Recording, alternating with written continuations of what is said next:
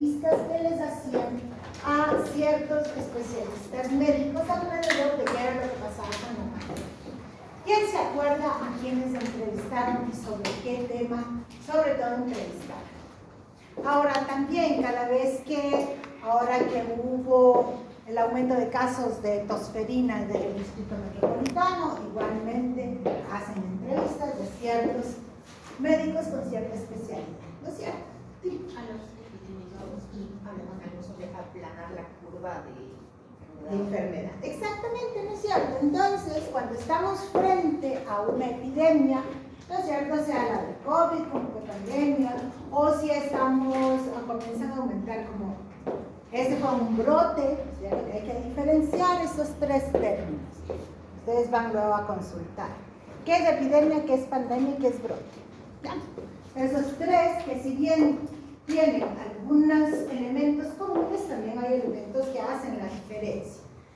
Entonces van a consultar luego eso. Pero bueno, entonces efectivamente cuando estamos frente a estos, ¿no es cierto?, de estos fenómenos, ¿cierto?, de aumento de casos inesperados sobre un problema específico de salud, es cuando obviamente se hacen las personas, ¿no es cierto?, los epidemiólogos son los que nos van a dar información. ¿Información acerca de qué?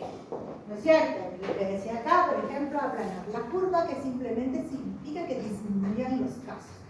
Todo dado a definir estrategias que permitan, ¿no es cierto?, que se estabilicen, ¿no es cierto?, el número de casos, es decir, que se evite el aumento de casos de enfermedad, pero también nos van a plantear, a hacernos un poco entender cuál es digamos, el ciclo de la enfermedad, cómo se produce la transmisión, qué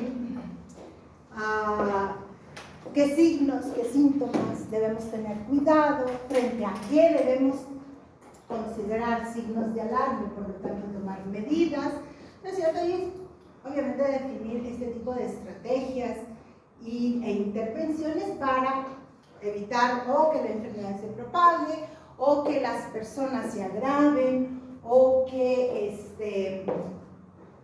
digamos, también estrategias para que las personas se curen. ¿Ya? Entonces, en realidad, un poco eso tiene relación la epidemiología. Pero no solamente nos referimos a enfermedades infecciosas.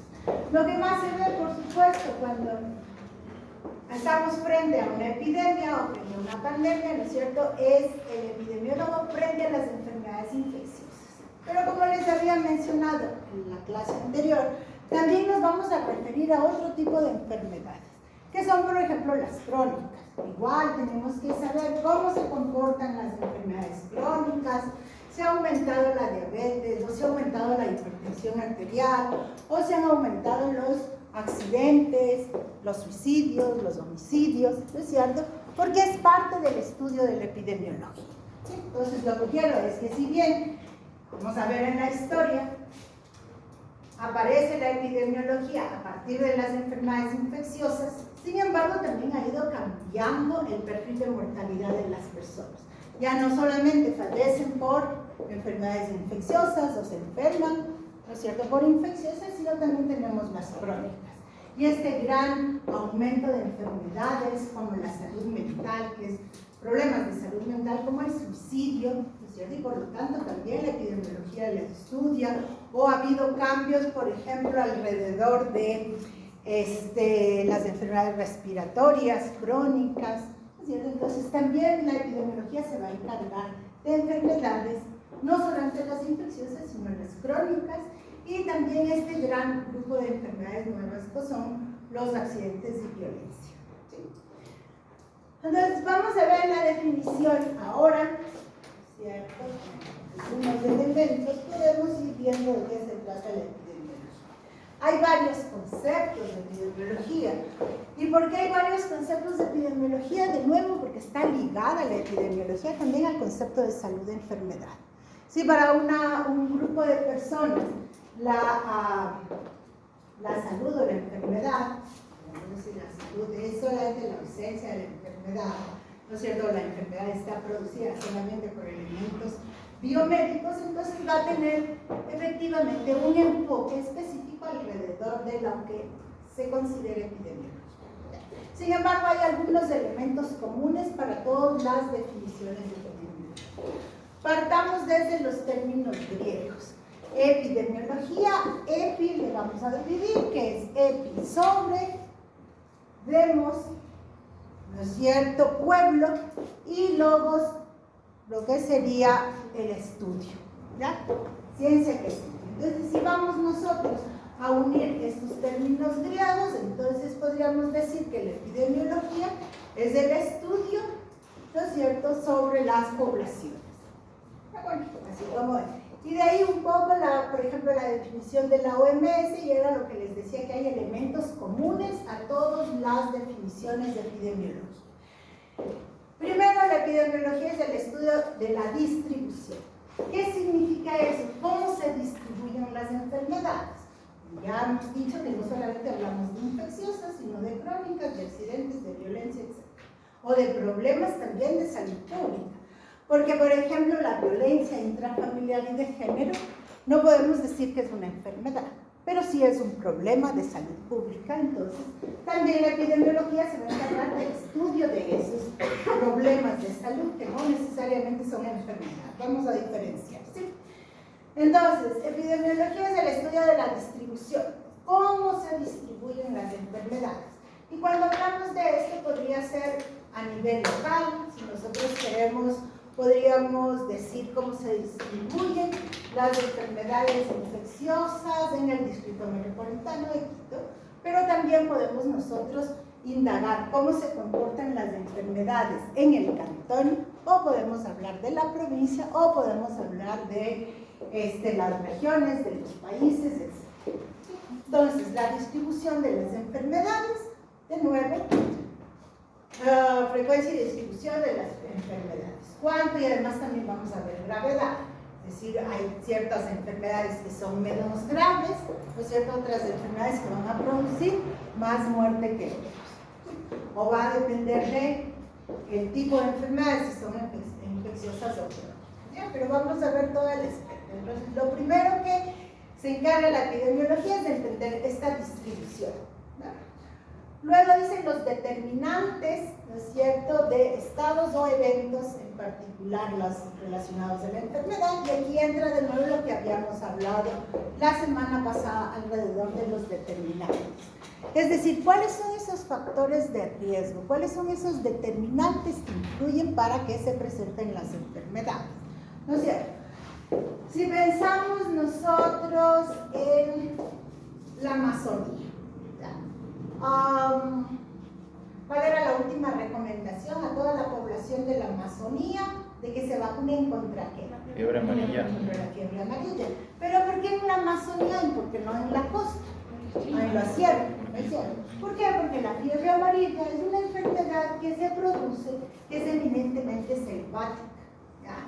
Entonces jamás van a pedir que se vacunen, a ponerles así, en la sierra contra fiebre amarilla. Entonces, a eso me refiero un poco con el tema de los determinantes. Estos factores de riesgo que nos permiten, desde la epidemiología, entender cómo se desarrolla, por qué se producen las enfermedades, ¿sí? Veamos otro ejemplo. ¿Dónde tenemos dengue? En la costa, ¿no es cierto? Entonces, todas las medidas y las recomendaciones, ¿cuáles son las recomendaciones para el dengue? No tener agua estancada. El agua estancada, ¿ok? Tapar los botes de agua, ¿no es cierto? ¿Qué otra cosa? A ver, ya está, ¿no es cierto? Todas las aguas estancadas, eliminar aguas estancadas, poner botes de agua. ¿Qué otra cosa? Ya la fumigación, ¿ok? ¿Qué otra cosa? Los mosquitos para que no estén los mosquitos. Ya los mosquitos, ya luego vamos a hablar de eso, pero bueno, vamos a ver por qué. Porque entonces la epidemiología va a estudiar, por una parte, el comportamiento del mosquito. ¿Qué significa el comportamiento del mosquito? El Aedes aegypti, que es el que transmite la enfermedad del dengue, entonces no tiene un comportamiento diurno. ¿Qué significa eso? Que él pica durante la mañana, ¿ya? A diferencia, por ejemplo, de la malaria, que es un mosquito nocturno, ¿cierto? Cuando se van en la costa, generalmente tienen mosquiteros en las camas. ¿Por qué? Porque el mosquito tiene un comportamiento nocturno y la hembra es la que se alimenta de la sangre y es la que va a transmitir la enfermedad de la maladie. Diferente que el dengue, ¿no es cierto? El dengue, como es diurno, las personas no pueden utilizar ¿qué? Mosquiteros. No tiene sentido que se ponga mosquitero para prevención del dengue.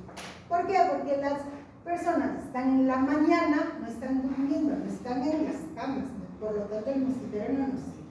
¿Qué nos serviría para prevención entonces de que nos piquen los mosquitos exactamente en la mañana? Va a ser el repelente, el uso de mangas largas, etc. ¿Sí? Entonces, a lo que voy es que la epidemiología se encarga del estudio justamente de estos determinantes, de los factores de riesgo que producen las enfermedades. Obviamente, ¿para qué?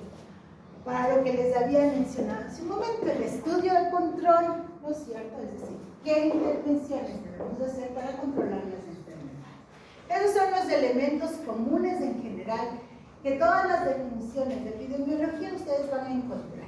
No importa, algunas más extensas, otras más cortitas, pero estos elementos son básicos, ¿no es cierto? Esta es la definición de OMS, esta es otra definición. La epidemiología es la disciplina científica que estudia la frecuencia y distribución de los fenómenos relacionados con la salud y sus determinantes en poblaciones específicas y la aplicación de este estudio al control de los problemas. De nuevo, ¿cuáles son los elementos básicos de la definición de epidemiología? A ver, díganme ustedes, porque ya les dije. Determinantes. Antes de los determinantes, La distribución. ¿Cierto? Vamos a hablar siempre de la distribución, de la frecuencia o magnitud también. Cuando hablamos de magnitud o frecuencia significa del número de casos que tenemos, el número de problemas que tenemos. ¿De acuerdo? Primera cosa. Segundo, hay 5 determinantes, ¿no es cierto? Y tercero, vamos a hablar acerca del control de las enfermedades. Es decir, ¿para qué estudiamos la frecuencia, la distribución, los factores de riesgo? Va a ser para implementar medidas de control. ¿Sí? Y como les decía, acá habla acerca de problemas de salud y acá habla en particular de enfermedades. ¿Por qué? Por esta diferencia. Porque no siempre podemos hablar de enfermedad.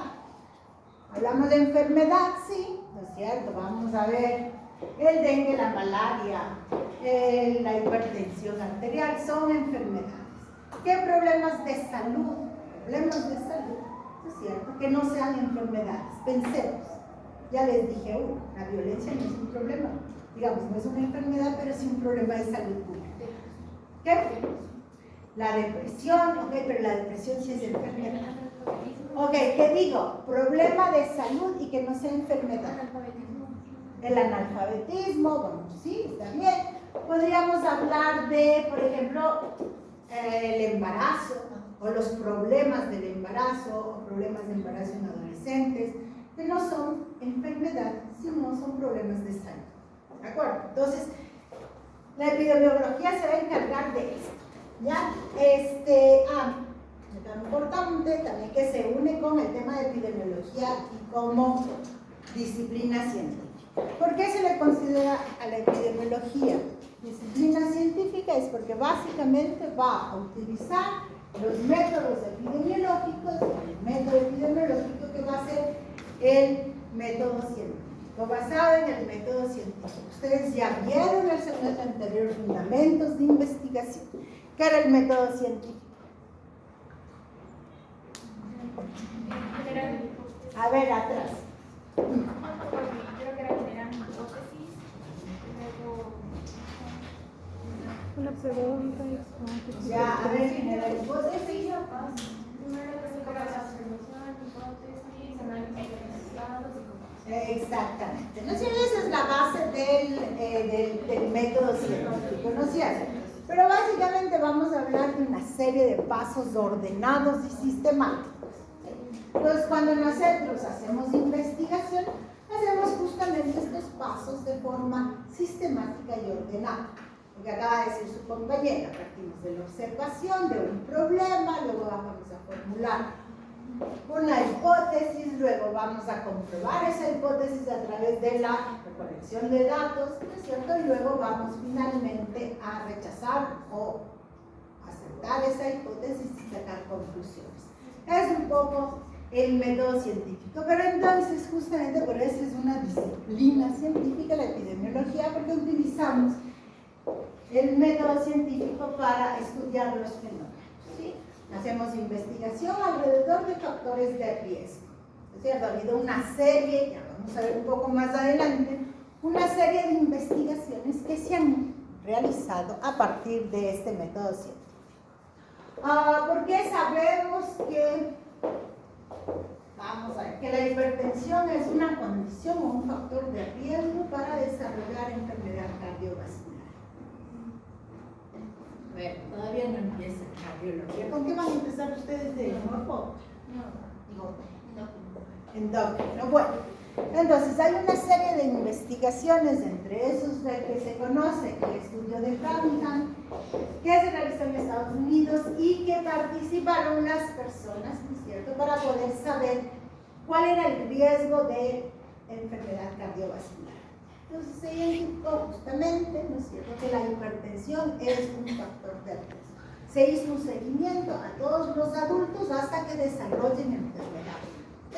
Entonces, a partir de esas investigaciones es que se conoce el comportamiento de ciertos factores de riesgo en ciertas enfermedades. Ok, entonces por eso es una disciplina y vamos a tener dos acá dice epidemiología descriptiva y la epidemiología analítica.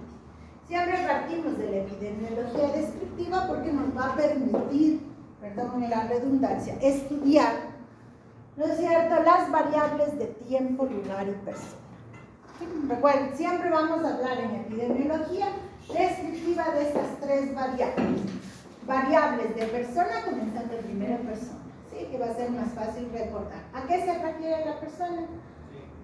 Todas esas variables, aquí, ¿no es cierto?, que tienen que ver con, por ejemplo, la edad, el sexo, la etnia, ¿sí?, variables de persona. A estas variables se le conoce como demográficas. Ya vamos a volver un poquito. Entonces tenemos unas variables de persona que van a ser demográficas, van a ser de comportamiento o van a ser sociales, ¿sí? Es decir, lo que me permite describir a una persona. ¿Cómo es tu nombre? Scarlett. Scarlett. Ya. Veamos. ¿Le puedes por favor describir a Scarlett? Es mujer, es morena, tiene el cabello negro, tiene una chupa azul, tiene una tablet. Ya. Ok, pero la tablet ya no es de ella, ¿no? Pero digo que no es una característica de Scarlett, vamos a hacer. No tiene problema ahí decir que es soltera, que es alta, o que no es cierto cuál es la talla, el peso. Podríamos hablar también de otras características más personales, ¿no es cierto? Si es hija única o si es que tiene más hermanos, si es de Quito o es de fuera. Pues, entonces, ahí estamos describiendo, ¿sí? ¿Variables de qué? De persona. Si así nosotros describimos los hobbies, por ejemplo, dime qué te gusta. Dibujar. ¿Dibujar? ¿Ya? Ok, entonces ahí vamos a las variables de comportamiento, ¿sí? ¿Qué le gusta, qué no le gusta? ¿Qué hace en sus actividades en su tiempo libre, etc.? ¿De acuerdo? Características de persona. Vamos a las características de lugar. Entonces, de nuevo, la epidemiología descriptiva se encarga del estudio de estas tres variables. Persona, lugar, ¿no es cierto? El lugar tiene que ver, obviamente, con esa área geográfica. Lo urbano, lo rural, ¿sí? ¿Qué enfermedades son más comunes en el área urbana? Vamos a ponerles más. ¿Qué creen ustedes? Respiratorias. Las respiratorias, ¿ok? ¿Qué otra cosa? Las gastrointestinales. ¿Creen que es más común en el área urbana o en el área rural? Urbana. Más rural. ¿Y por qué van a ser más comunes en la rural las enfermedades gastrointestinales? Alimentación. ¿Por? servicios básicos del agua, ¿no es cierto? ¿Dónde no vamos a tener agua potable? O vamos a tener servicios de alcantarillado, etcétera. Va a ser en el área rural, por lo tanto, las enfermedades gastrointestinales y parasitosis van a ser más comunes en el área rural que en el área urbana.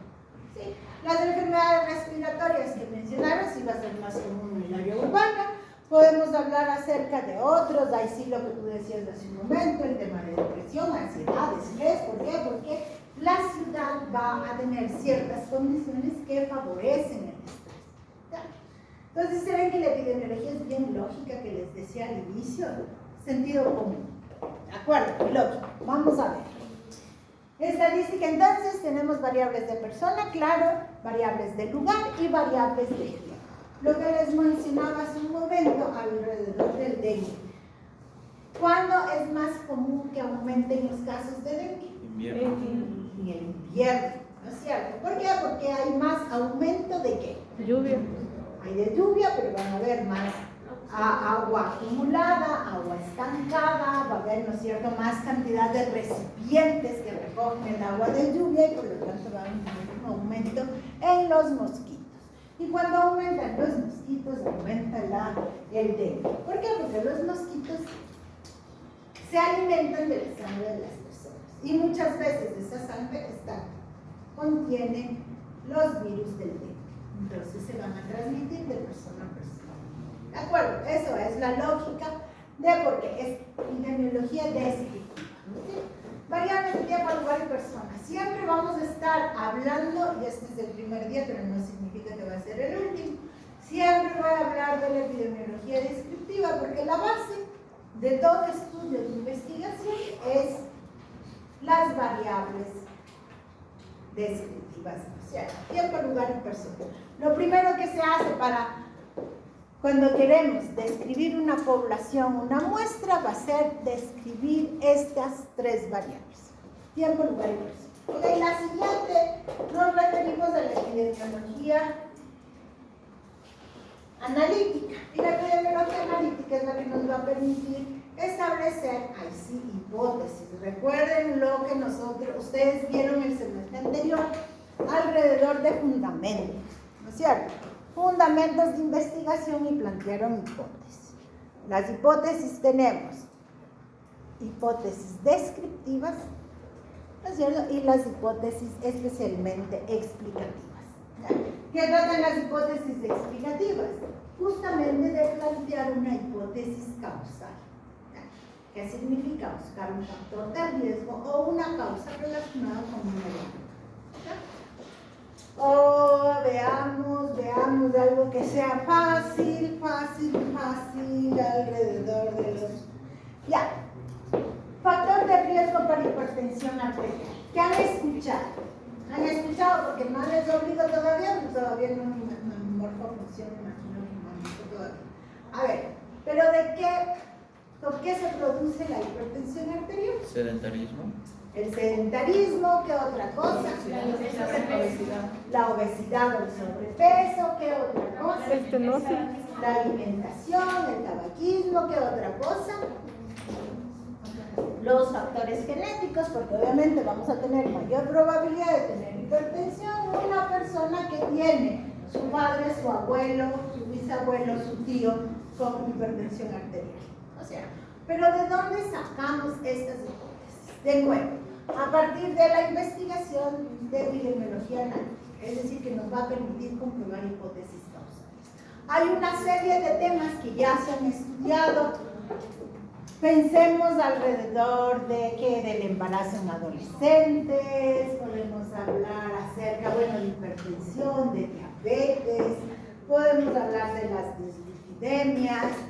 Hay una serie de estudios epidemiológicos que ya tenemos, ¿no es cierto?, un poco conocidos cuáles son estos factores de riesgo. No significa que todas las enfermedades estén, pero si nosotros vemos en el internet qué información, nos vamos a entrar al Scopus y vemos todas las investigaciones epidemiológicas que hay alrededor de los factores de riesgo. Podemos entender, ¿no es cierto?, que ya se han estudiado. ¿Qué es lo que pasa? Que generalmente no se estudia todo el espectro, porque en epidemiología no podemos abordar, ¿no es cierto?, todos los factores de riesgo, sino que nos centramos a ciertos factores de riesgo.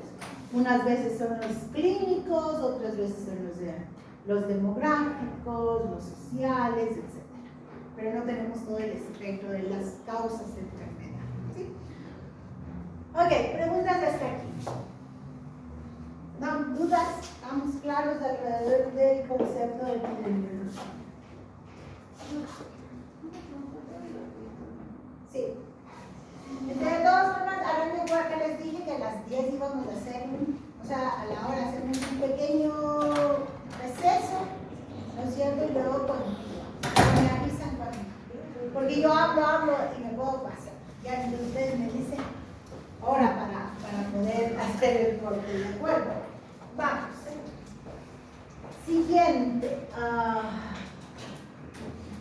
Hoy se quedó trabado. Dado algo la semana anterior, ¿no es cierto?, cuando hacía la presentación. Y es que vamos a tener como el estudio de la epidemiología, que ya les había dicho que es uno, pero que la aplicación difiere si es que hablamos, ¿no es cierto?, acá por ejemplo habla de la EPI de salud pública, y es cuando hablamos en general de la población, de la comunidad, antes de que presenten las enfermedades, ¿no es cierto? Y una vez que se hace el estudio a nivel individual de la persona enferma, ¿no es cierto? Juanito está enfermo, de esa persona, generalmente hablamos de la enfermedad, sus consecuencias, del pronóstico, que se le conoce como epidemiología clínica. Pero es sobre todo las aplicaciones. Entonces, si nosotros hay estudios, lo que les mencionaba, los estudios experimentales, ¿cierto?, más se relacionan con epidemiología clínica. ¿Por qué? Porque los estudios experimentales se refieren al diagnóstico, a la eficacia de un medicamento, ¿no es cierto?, para ver si es que un antihipertensivo en realidad reduce la tensión arterial, si es que un medicamento va a producir efectos adversos, ¿no es cierto?, lo que se conoce como seguridad de ese medicamento. Entonces, los estudios experimentales se relacionan más al individuo, es decir, a la epidemiología clínica. Y los estudios observacionales, ¿cierto? El estudio de casos controles, el estudio de corte, los estudios psicológicos, etcétera, se refieren más al área de salud pública, digamos, porque van a indagar justamente esos factores de riesgo que intervienen en la...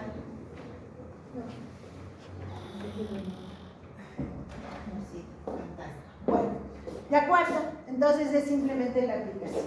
Los estudios observacionales explicamos más de lo que es la salud pública, los estudios experimentales vamos a aplicar o utilizar más en la epidemiología clínica. Okay. Vamos a ver acerca de los usos, aunque ya hemos conversado, ¿no es cierto?, algunos elementos alrededor de los usos de la epidemiología. Tenemos primero el conocimiento de la historia natural de la enfermedad. ¿Qué significa el conocimiento de la historia natural de la enfermedad? Cuando, por ejemplo, empezó el COVID, ¿no es cierto?, y no se conocía nada de la enfermedad, se partió con el estudio de la historia natural de la enfermedad. Es decir, de cómo se va desarrollando la enfermedad, los signos, los síntomas, etc. ¿Sí? El pronóstico, es decir, la evolución de la enfermedad. A eso se refiere el conocimiento de la historia natural de la enfermedad. ¿Sí? ¿Por qué se produce? ¿Cómo se produce? ¿Cuáles son los signos? ¿Cómo son los síntomas? Como les decía, ¿cuál es el pronóstico? Etc. Historia de la... Sin embargo, se le conoce también como conocimiento de la historia natural y social. ¿Claro? Se ha incluido este término social porque se ha visto lo importante que puede, o el papel que juegan estos factores sociales. Les pongo un ejemplo. Tengo un paciente diabético de igual, vamos a poner de 65 años, es decir, que sea de la tercera edad, ¿no es cierto? Y puede tener diferente resultado el control de la enfermedad dependiendo de si esa persona está sola, si no tiene una familia, un grupo de apoyo, ¿no es cierto? O si al contrario, esta persona en iguales condiciones va a contar con, como digo, con una familia, con su esposa, sus hijos, que le dan soporte para apoyarle en el cuidado de la enfermedad. Entonces tiene mayor probabilidad de tener complicaciones, comorbilidades, discapacidad. ¿Cuál de los dos individuos? ¿Que está solo o el que tiene una familia de apoyo? El que está solo. ¿Que tiene? No, El que va a está tener solo. mayor, los que no tienen. Entonces por eso es importante el conocimiento de la historia natural y social de la enfermedad, porque vamos a obtener resultados diferentes, ¿no es cierto?, de acuerdo también a esos aspectos sociales.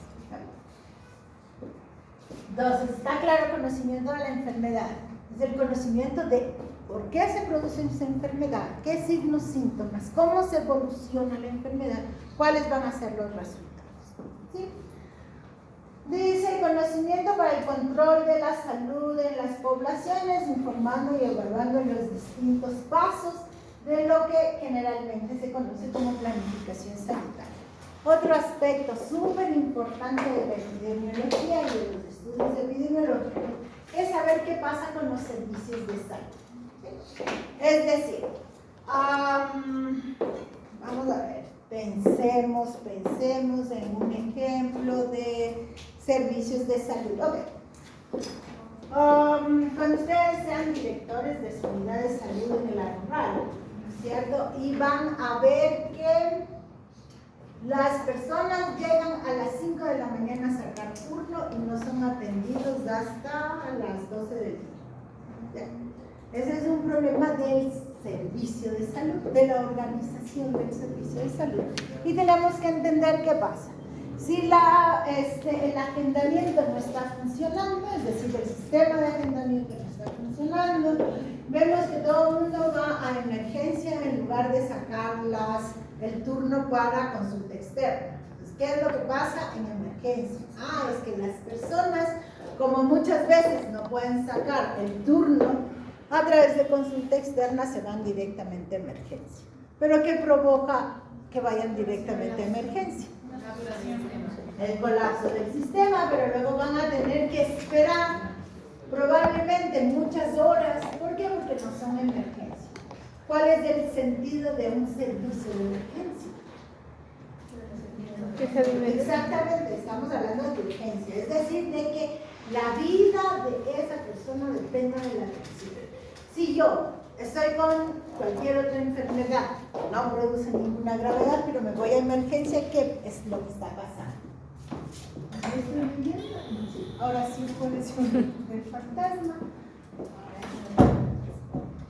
De acuerdo, entonces cuando va una persona a emergencia y no tiene emergencia en realidad, ¿no es cierto? Estoy quitando la posibilidad de la atención de en realidad de una persona que sí es de emergencia. Y como hay un triaje, si saben lo que es el triaje, ¿no es cierto?, que se clasifican los pacientes por nivel de riesgo, ¿no es cierto? Entonces, como esa persona que en realidad no es emergencia, pero asistió a servicio de emergencia, entonces va a ser atendido al final de la tarde o al final del día. ¿Sí? Entonces eso hace de nuevo que el servicio de salud de emergencia, ese servicio no funcione como debería funcionar. ¿De acuerdo? Entonces para eso nos sirve. ¿Qué es lo que yo ahora en este momento les he explicado? Causas o factores de riesgo por lo cual hay demora en el servicio de urgencias. Entonces, lo he puesto solamente uno, pero va a haber una serie, ¿cierto? El único que yo mencioné fue alrededor de las razones por las cuales van a esa persona, ¿no es cierto? Una persona al servicio de emergencia, que en realidad puede ser que no sea emergencia y por lo tanto no está considerada dentro del plan. ¿Sí? Pero pueden haber un sinnúmero de otras razones. Y explicar también por qué el sistema, de nuevo, de consulta externa no está funcionando. Pero vean lo que la epidemiología se encarga y que nos sirven los servicios de salud. Si yo hago el estudio entonces de tiempos y movimientos del servicio de emergencia, tengo que implementar medidas correctivas para que ese servicio funcione bien, ¿ya? De lo que se trata la epidemiología. Pero también puedo yo indagar problemas como por qué el paciente con diabetes no está bien controlado, es decir, a pesar de que toma metformina, de que tiene medicación, ese paciente sigue teniendo valores de hemoglobina glicosilada más de 100. Quiere decir que no tiene control de su enfermedad. Entonces tendría que entrar a indagar qué es lo que está pasando con ese paciente. ¿No es cierto? Puede ser que sea la alimentación, de nuevo puede ser que viva solo y que no tenga otra persona que le ayude, que esté comiendo igual alimentos altos en azúcares, altos en grasas, etc. ¿No es cierto? Entonces tengo que hacer un estudio de nuevo desde la epidemiología que me explique qué es lo que está pasando con este servicio, ¿sí? Porque más de que me demoro, todo el mundo se pone pilas en organizar el club de hipertensos. Pues funciona ese club de hipertensos, no funciona, ¿para qué le metemos tanta energía y tiempo si es que no va a funcionar? ¿Qué es lo que hago? Un estudio epidemiológico para saber qué pasa y tomar medidas. ¿De acuerdo? Dice conocimiento para el control de problemas de salud individual, mejorando el manejo clínico de los pacientes enfermos o de los sanos en alto riesgo. Bueno, alto riesgo. Si yo les hago a ustedes una encuestita rápida y les pregunto qué almuerzan, ya, a ver qué son, y les tomo una prueba de colesterol rápida. Entonces aquí veo qué pasa con respecto a su alimentación y a sus niveles de colesterol. Probablemente hay estudiantes que sin darse cuenta tienen elevados también riesgo, elevados de colesterol, y es porque comen pura papa frita, esa papa frita que se va a ver ahí al frente, ¿viste? Que les venden 100,000 papas fritas en una cosa. Digo, ¿cómo pueden comer mis queridos estudiantes eso? Pero bueno, a lo que voy a ver es de que estoy estableciendo relaciones de riesgo, ¿sí? Manejo, o como les decía, manejo de pacientes individuales, ¿ok? Los campos de la epidemiología, importante, estudios de la situación de salud en diferentes grupos de la población y sus determinantes. Básico. Uno de los usos más importantes de la epidemiología es hacer estudios de situación de la salud. Cuando igualmente ustedes cuando van al IRIS comunitario, ¿qué es lo que deben hacer primerito? Conocer su entorno. ¿Dónde están? ¿Qué pasa con esa población? Ya tienen ustedes las unidades de salud donde van. Ahí dice, cuéntenme, una unidad de salud. A ver, ¿a qué unidad van? Hospital básico. ¿Cuál hospital básico? Ah, no, perdón, un centro de salud tipo Conocoto. Ok, ya decía, hospitales básicos, ustedes en los comunitarios no van a ir. Ok, van a ir a Conocoto. ¿Qué es lo que deberían saber de Conocoto? La situación de salud de Conocoto, ¿ya? ¿Qué nomás incluye la situación de salud de Conocoto? Conocer los límites de Conocoto, conocer los factores de riesgo de Conocoto, hacer un mapa de riesgo, identificar en qué zonas, ¿cierto? Hay mayor riesgo, donde se bota basura, si tienen, o cuáles son los barrios que no tienen alcantarillado, que no tienen agua potable, etc. Situación de salud de la población y los factores de riesgo. Entonces, lo primero que tienen que hacer siempre va a ser ¿cómo se llama? El diagnóstico de salud, o lo que se conoce como estudio de situación de salud. Ustedes van a tener una tareita más adelante, no ahora, sobre el análisis de situación de salud de una provincia. ¿Ya? Yo les doy, obviamente necesitan datos epidemiológicos como que morbilidad, mortalidad, ¿no es cierto? Vamos a ver ahí aplicar todos los indicadores, decís para el criterio 2, en realidad del RDA 1, porque es básico que ustedes sepan hacer un análisis de situación de salud, ¿ya? que sepan cuáles son los factores de riesgo de las provincias, que hagan el análisis de la mortalidad infantil, de la mortalidad materna, que planteen hipótesis de por qué los niños o las mujeres en esa provincia especialmente se mueren, por qué tenemos ese perfil o ese patrón de enfermedad. ¿Ya? A eso corresponde la situación de salud. Justamente uno de los usos más importantes de la epidemiología y aplicación de la epidemiología. La siguiente, la vigilancia epidemiológica de las enfermedades y otros problemas de salud de eventos positivos. Igual, un campo de aplicación de la epidemiología súper importante es la vigilancia epidemiológica. ¿Vigilancia de qué hacemos? Hacemos vigilancia epidemiológica de todos los eventos. Enfermedades crónicas, enfermedades infecciosas, por supuesto de las enfermedades infecciosas, principalmente, ¿no es cierto? Ahora, para ver si es que está el COVID, para ver cómo está comportándose la tosferina, si han aumentado, se han disminuido los casos, todo, del dengue, de la malaria. Recuerden que hay algunas enfermedades que estamos en proceso de eliminación y que por un aumento repentino de casos, obviamente ese proceso de eliminación tiene que ser, se frena, ¿no es cierto? Se tienen que rever otras estrategias.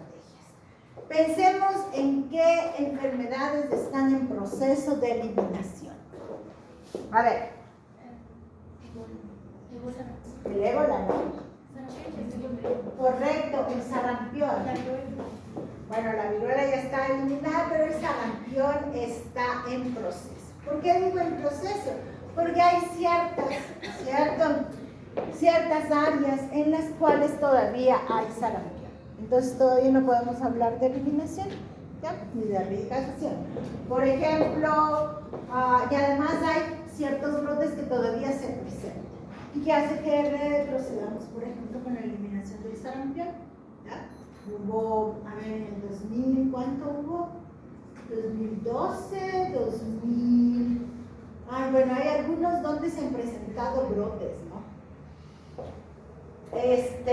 Ok, vigilancia para la eliminación o erradicación de enfermedades, ¿sí?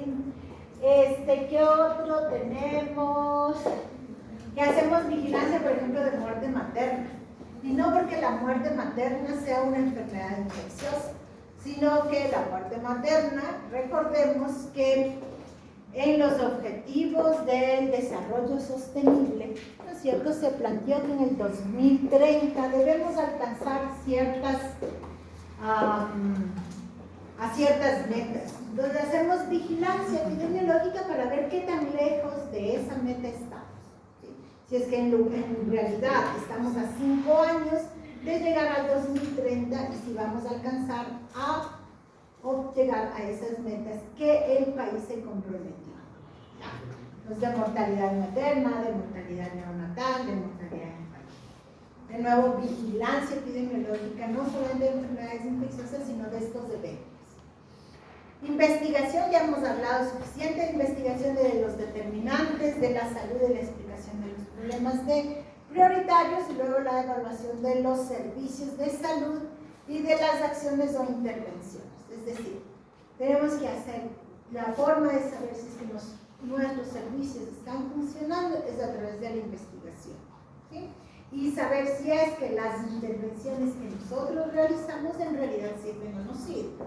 Porque a veces invertimos, pensemos qué ha pasado, luego de un par de años haremos la evaluación, por ejemplo, del programa de desnutrición, ¿no es cierto?, de desnutrición infantil, y ver si es que en realidad ha tenido impacto o no tuvo impacto. El impacto se mide a largo plazo, ¿ya? Por eso yo siempre les digo a los estudiantes que hacen sus tesis, por favor, no podemos medir impacto de un año a otro.